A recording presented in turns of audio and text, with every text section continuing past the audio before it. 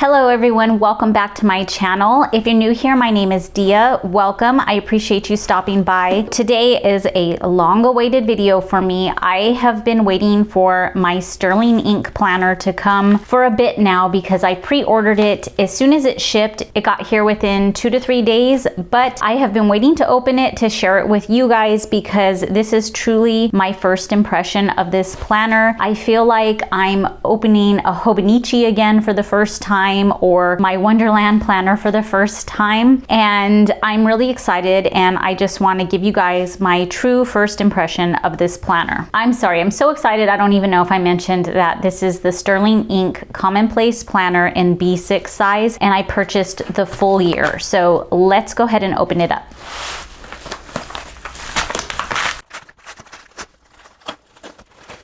I've actually seen a couple of people post their videos and I quickly clicked out of it because I didn't want any spoilers. I wanted to experience this myself for the first time, but I did see what it comes in, so I'm pretty excited for that. Oh, okay, this is it. So it came in the mailer with a bubble wrap, and then it is in this gorgeous box. Oh, and I had it upside down. It says SterlingInk on it. I love the thought and the care that was put into the packaging. It comes as no surprise to me that she puts such care into her packaging and her presentation. It's the same with her stickers, and I'm gonna stop talking now and open this up.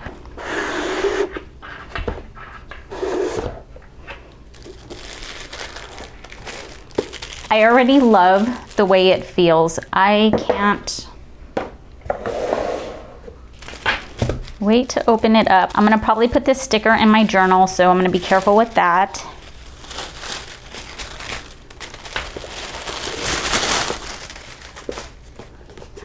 Oh, and here it is. Oh my gosh, you guys, I love it. It's so floppy. So I love a chunky floppy planner, but I can never seem to get them there on my own. And this one already just feels so good in the hands. I don't even know how to explain it. I think you have to be a planner person who's touched a bunch of planners to understand the pleasure in holding a planner like this. So I love the texture of the cover. I don't know if you can see it there. It is a linen texture, and like I said, I got the full year. So it says 2023 B6, and then on the back it has Common Planner designed by SterlingInk. And very unique to a lot of these planners is the gilding that she has on the outside of the pages. It's in gold, and it feels like I'm holding a Bible, a thin Bible, but a Bible. I'm so excited, guys. Okay, let's open it up. I don't even feel like I'm holding a planner, quite honestly. I feel like I'm holding a book. That's how well it's put together. This paper is so smooth. This is the same paper as like the Hobonichi and the Wonderland. It's the Tomoe River paper. Okay, sorry, I'm getting ahead of myself. I don't know what the difference is between this paper and the Wonderland 222. I know that the Wonderland 222 seems like the paper is a little bit thicker than in the Hobonichi, and I would say that this paper is more like the Hobonichi paper, and it's very smooth like the Hobonichi paper too, which means it is gonna smear very easily. But I have to tell you guys, I found the solution to that, and it's not a ballpoint pen. I started using my fountain pens again, and I found this ink right here. It is sketch ink, and the only place I really found it is at Jet Pens. I'll leave the link down below. I have it in about 6 colors now, but this stuff dries so fast, and it's waterproof too, and it's my new favorite ink, and I swear by it. And I'm going to make a video for you guys to show you the different colors I have, and I'm gonna test it out in this planner. Okay, let me back up a little because I skipped a page. So this first little page here just has 2023 B6 full year Common Planner. I keep calling it the Commonplace Planner, but it's the Common Planner.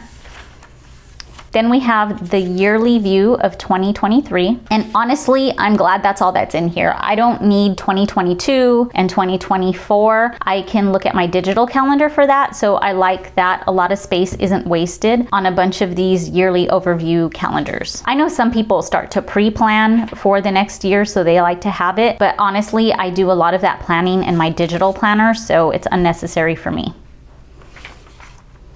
Next is just a grid spread. The grid is really, really light in this. When you put the pages down, you can see the grid from the next page, the ghosting or the shadowing from it, but the grid itself is really light. Let me see if you can see that. I'll compare it to the Wonderland and the Hobonichi in a second too, but I just want to go through this planner. And SterlingInk has a video of going through everything about this planner, so I'm not going to go into too much detail. I just wanted to look at it with you guys for the first time, and then depending on how long this video is, I'm going to go ahead and maybe start doing a little pen testing in it. She has the goal breakdowns right here. I know she shows how she uses this, so I'm going to take a look at how she has it so I can get some inspiration from her on how to use this spread. Then she has it broken down by quarter. Here is the first quarter right here, January through March. She has priorities, January, February, March, and then the 3 months right here. This is a lot like the Hobonichi cousin and I believe the A6 as well, where it has these vertical yearly views, and I love these because I love to use these for keeping track of my miracle morning. And I like to see the whole year, but this is good too because I can see a few months together at a time, where in my Wonderland 222, I only can see 2 months together at a time. Second quarter, third quarter,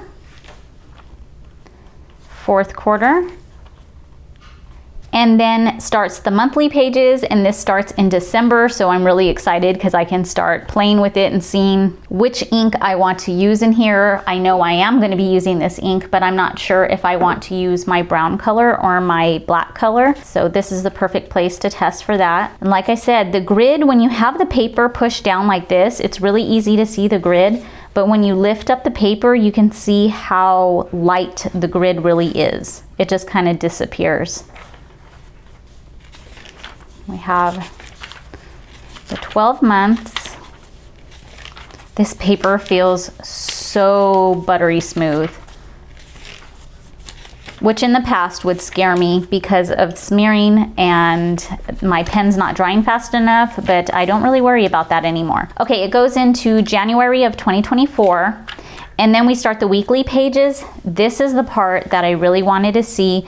I was a little bit afraid that the columns would be too narrow for me, but I think they might be okay. My ideal planner would be exactly like this. Well, I guess it's not exactly like this. Would be set up like this, but wouldn't have this side over here. But I'm kind of seeing how that would not be easy to do because there's an uneven amount of weeks. Okay, it all makes sense to me now. I have been using my Wonderland where the weekends are stacked, and I've been enjoying that because it does make the columns a little bit wider. And also I don't track my day hourly during the weekends. I just kind of take that time off to enjoy my day, and I can still do that in here. So it's all good.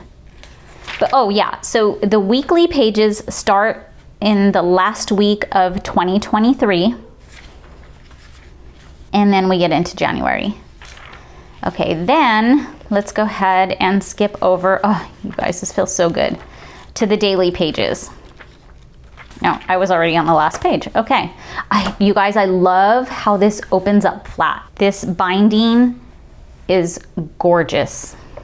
Next is the daily section, and these are undated daily pages. They are numbered, which is pretty cool if you kind of keep this as like a bullet journal style planner, but I loved the daily pages in my Hobonichi A5. but they were too much space. And also on the weekends, a lot of times I don't use the daily pages, and I found myself trying to come up with things to put on the daily pages. And I like that in this one, if I want, I can just skip a page and it's not gonna matter. I can also do these daily pages like I do my Wonderland 222, which I'll show you in a second.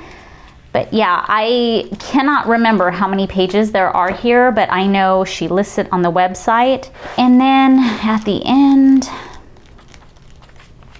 that's it. There's not a bunch of extra pages like in the Hobonichi, which for me isn't a big deal because I don't really reference them or anything anyway. But yeah, this is gorgeous.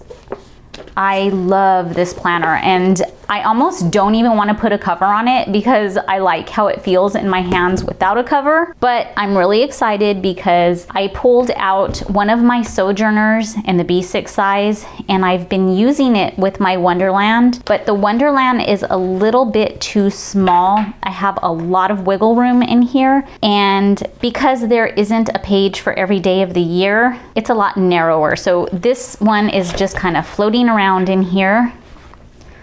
Let me compare the sizes really quick. I think she does this actually on her video. You can see that her planner is a little taller and a little bit wider. And then while I have this open, let's go to one of the weekly pages really quick. Okay, here's my current weekly page. And here is one of the weekly pages in hers. She does a side-by-side comparison of these on her video as well. So if you want more detailed information, you can go check that out. A couple of the things I notice are she really takes this all the way to the top of the page, which is awesome because you can fit a longer timeline in here. And she also goes pretty close to the bottom. But here in the middle, look at how close to the center these are compared to this space right here. So I feel like she really optimized the space of this planner. And as you can see, the grid is a lot lighter in this than it is in this, which is kind of unfair because this is the 2022 Wonderland planner. She did make changes for 2023, and I do have that planner as well, but I'm probably not gonna use it, sadly, next year because I'm gonna replace it with this one. If you wanna see a side-by-side comparison of the common planner with the 2023 Wonderland, let me know. Okay, and then I was mentioning that in the daily pages, I can do them the same way that I'm doing right now. If I don't feel like using an entire day per page, which she already has these dots at the top of the page and on the sides of the page to mark the middle. So if I wanted, I wouldn't even need to use a day per page. I could just draw a line down the center like this and use it the same way I'm doing this now. So I feel like my options with this planner are a lot larger, bigger. Okay, so let me put this. Oh, you guys, I love how like soft and floppy it is, and I'm a very minimal planner, so I won't be stuffing this like a lot of people do in their Hobonichis where they paint in it and stick stuff in it and it gets beautifully chunky. But I can't wait to see people who do plan like that. I can't wait to see what their planner looks like after. Okay, so this is a hand-stitched leather tee B6 notebook, and I'm going to put this in it.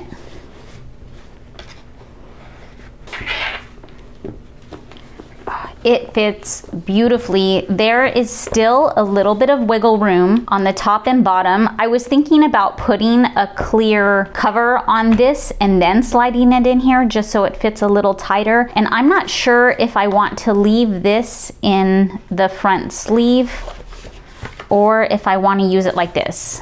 But the only thing about using it like this is this becomes really floppy. But with this in it, it kind of helps. I don't know, how do you guys do yours? Do you tuck it into the front cover or do you leave it like this? If I do leave it like this, I am gonna get a clear cover for it so that I can decorate it, even though the cover is beautiful on its own, which if you don't like black, she also has this in a beautiful like rosy pinkish color, dusty kind of pink color. But yeah, okay, let me put it back in for now. Okay, there it is. It is a lot thicker than this planner. Not a lot, but it fills my cover a lot better than this planner did. And you guys, I love the Wonderland 222. Don't get me wrong, this planner is awesome and I am gonna keep it around just in case this one doesn't work out for me. I have the 2023 ready and I'm trying to find an excuse to actually use it because I love it so much. But I wanted to give this SterlingInk Common Planner a try. There you go, look at these gorgeous pages.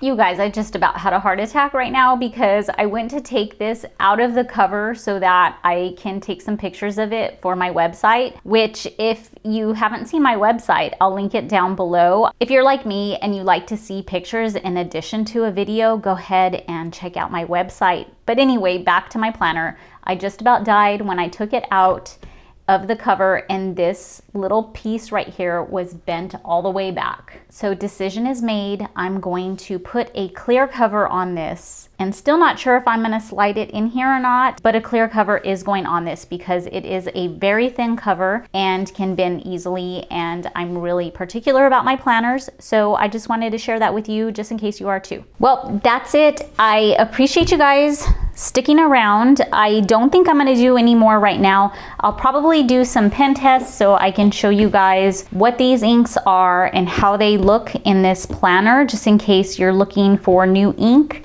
And that's it. As soon as I get this set up for next year, I'll show you guys. I am so excited to be using a new planner, and it kind of feels like I'm back in my Hobonichi again, but even better because it's a B6 instead of an A5 or an A6, because B6 is my happy place. I appreciate you guys sticking around until the end. I hope you enjoyed this unboxing. If you have any questions about this planner, go ahead and leave them down below. I'll try to answer them the best I can, but she does have all the information about them in her YouTube video, which I'll link down below as well. If you enjoyed this video, I'd appreciate a thumbs up. It really helps me out. If you want to see more from me, be sure to subscribe. And if you want to be notified whenever I post a new video, make sure you hit that notification bell. And I'll see you guys in the next video. Bye.